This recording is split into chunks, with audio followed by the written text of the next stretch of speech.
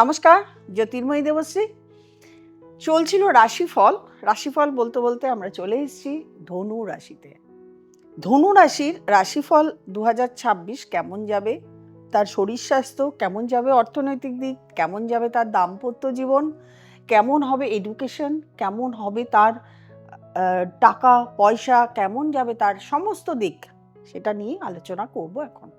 এইবারে আলোচনা করার আগে আমাদেরকে অবশ্যই একটু ট্রানজিটগুলো জেনে নিতে হবে। যদিও সামনের এই 2026-এ আমরা একটি মাত্র ট্রানজিট দেখতে পাবো, সেটা হচ্ছে বৃহস্পতি ট্রানজিট দেখতে পারবো। বাদবাকি যে শনি এবং রাহু কেতু রয়েছে, এগুলো ট্রানজিট আমরা দেখতে পাবো না। মূলত এই 4টি গ্রহ নিয়েই কিন্তু আমরা 90% আমাদের রাশিফল আলোচনা হয়।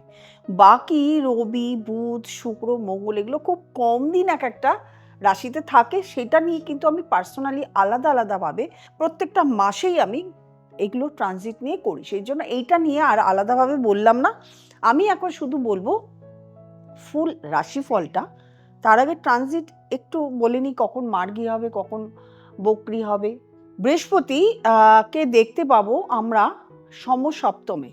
ধনু রাশি থেকে সমসপ্তমে মিথুন রাশিতে বসে থাকবে বৃহস্পতি।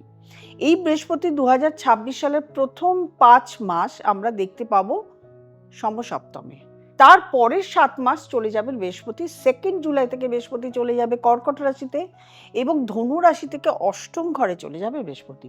বৃহস্পতি অষ্টম ঘরে চলে গেলেও ধনুর অষ্টম ঘর থেকে দৃষ্টি থাকবে ধনু রাশির সেকেন্ড হাউসে, অর্থাৎ মকর রাশিতে।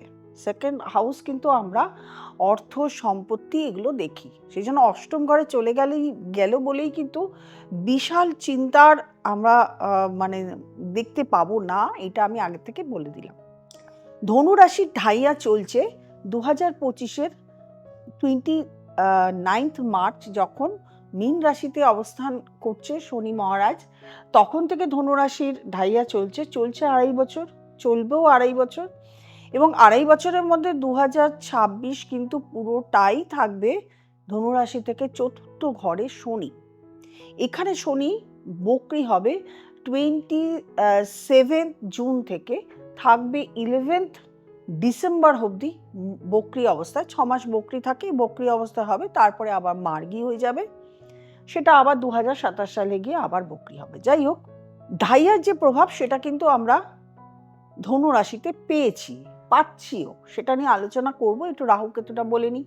রাহু রয়েছে 3rd হাউসে অবস্থান করছে রাহু, এবং কেতু অবস্থান করছে 9th হাউসে।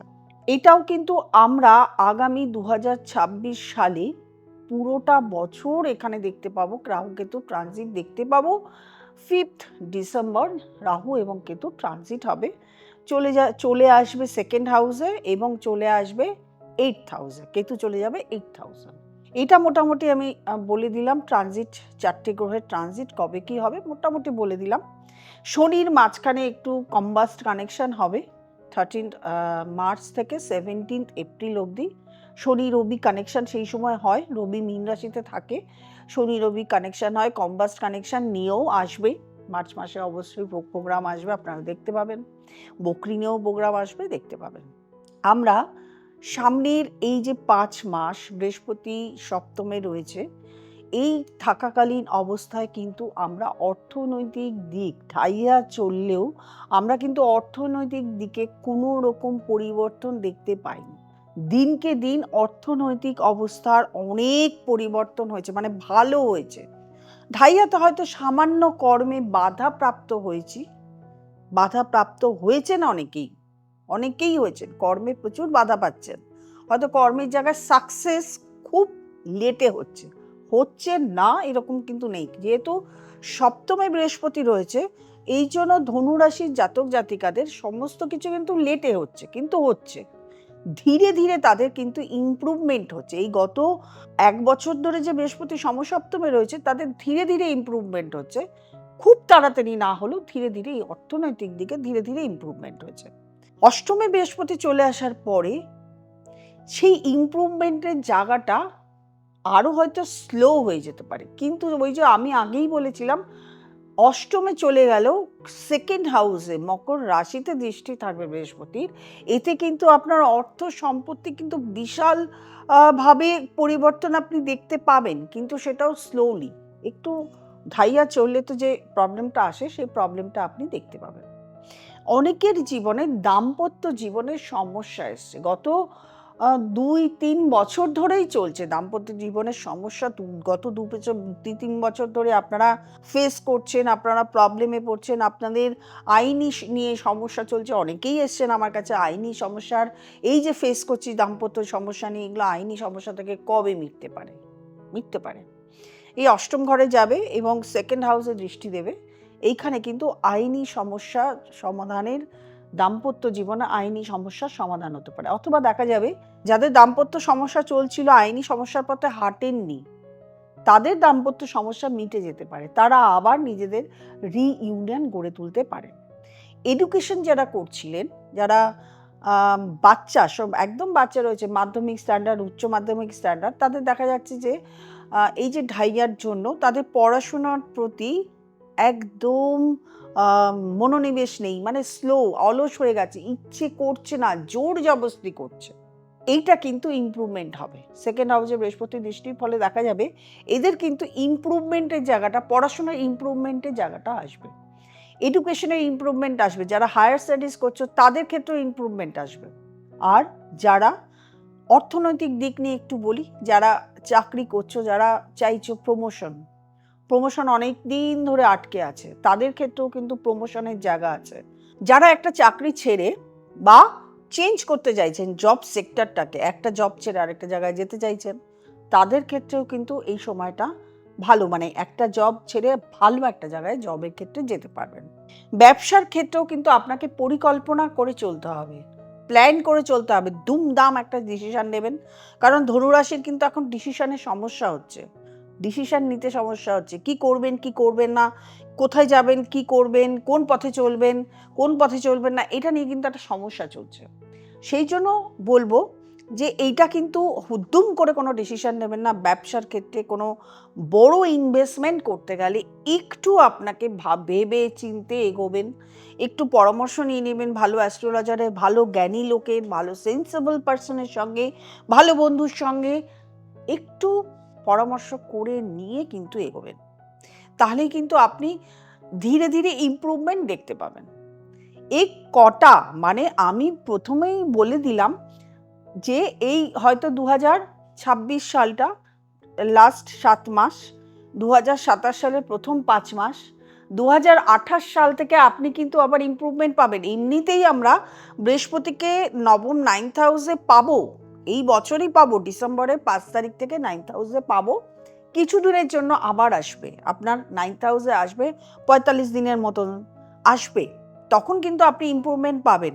আবার গিয়ে কিন্তু 9th হাউসে যখন 2027 সালে চলে যাবে, তখন আপনাকে কে দেখে? এই যে স্লোলি ইমপ্রুভমেন্ট, আপনি যে ব্যবসাটা শুরু করছেন, যে স্লোলি ইমপ্রুভমেন্টটা হচ্ছে, সেটা কিন্তু খুব ভালো জায়গায় পৌঁছে যাবে 2027-এ। 2027 নিয়ে যখন আসবো, যখন 2026 শেষ হবে, তখন তো বলবোই, কিন্তু এখনও আমি একটা বলে দিয়ে গেলাম, তারপর থেকে কিন্তু আপনার চলতে থাকবে, রানিং হয়ে যাবে জিনিসগুলো। সুতরাং এখন থেকেই প্ল্যান প্রোগ্রাম শুরু করে দিন, কিভাবে নিজের রাস্তাটাকে, নিজের কেরিয়ারটাকে, নিজের সমস্ত টুকুটাকে নিজেকে তৈরি করবেন। এই ট্রানজিট আপনাকে বলে দেবে কখন আপনাকে পরিকল্পনা অনুযায়ী চলতে হবে, কখন আপনাকে ভালোভাবে চলতে হবে। তবে কখনোই পরিকল্পনা ছাড়া, শুধু এই ধনু রাশির ক্ষেত্রে যে পরিকল্পনা ছাড়া তা নয়, প্রত্যেকটা রাশির ক্ষেত্রেই যদি পরিকল্পনা করে এগোন না, জীবনে কিন্তু অনেক ধরনের উন্নতি আমরা দেখতে পাবো। শরীর স্বাস্থ্যর দিক থেকে কিন্তু দেখা যাবে প্রথম 5 মাস আপনার ভালো যাবে, পরের যে 7 মাস সেক্ষেত্রে কিন্তু শরীর স্বাস্থ্যের দিক থেকে আপনাদের কিছুটা প্রবলেমে আপনারা পড়বেন। শরীর স্বাস্থ্যের ক্ষেত্রে আপনার লিভার, কিডনি, এটার সমস্যা আসতে পারে, জলবাহিত রোগ আসতে পারে, প্রেশার হাই হতে পারে, বিভিন্ন সমস্যা টুকটাক, মানে যেটা সেরে যাবে, ডাক্তার দেখালেও ওষুধ খেলে আপনার সেরে যাবে, মেডিসিন খেলে সেরে যাবে, সেরকম ধরনের রোগ ভোগের পাল্লায় পড়তে পারেন। সেটা আপনার ক্ষেত্রে ঠিক আছে। রাহু এবং কেতু যেটা রয়েছে, কেতু যেহেতু 9th হাউসে রয়েছে, ভাগ্যের জায়গাটা অনেক সময় আপনাকে দিচ্ছে না, সাথ দিচ্ছে না। এবং 3rd হাউসে কানেক্টিভিটি হচ্ছে, প্রচুর লোকের সঙ্গে আপনার যোগাযোগ হচ্ছে, চাকরির ক্ষেত্রে, ব্যবসার ক্ষেত্রে, কিন্তু সেই যোগাযোগগুলো লাগছে না। আশা করি এই যে জুন মাসে ট্রানজিট হবে, আপনার 2nd হাউসে দৃষ্টি দেবে, তখন থেকে এই কানেকশনগুলো কাজে লাগবে।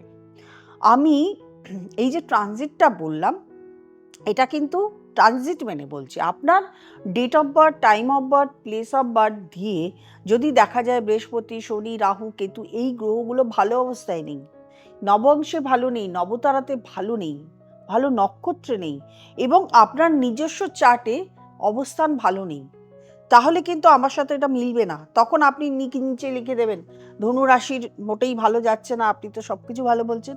সুতরাং অবশ্যই প্রত্যেকটা ট্রানজিট, প্রত্যেক বছর শুরুর সময় অবশ্যই একজন ভালো অ্যাস্ট্রোলজারকে দেখিয়ে নেওয়া প্রয়োজন। কারণ কি, যাতে আপনার সারাটা বছর আপনি ভালো থাকতে পারেন, আপনি জেনে যান কখন আপনার বিপদ, কখন আপনার ভালো সময়, কখন আপনাকে সাবধানে থাকতে হবে। সেই জন্য যদি আমার কাছে দেখাতে চাইছেন, অবশ্যই যোগাযোগ, নিচে স্ক্রলে যে নাম্বার গেছে সেই নাম্বারে যোগাযোগ করবেন, ফোন করবেন, বুকিং করবেন, চেম্বারে চলে আসবেন, অথবা অনলাইন কনসালটেশন নিয়ে নেবেন। আর যারা নতুন প্রোগ্রাম দেখছেন তারা অবশ্যই সাবস্ক্রাইব করবেন, লাইক করবেন, কমেন্ট করবেন, শেয়ার করবেন, নোটিফিকেশন অল বেলটি প্রেস করতে ভুলবেন না। প্রত্যেকে ভালো থাকবেন, আনন্দে থাকবেন। নমস্কার।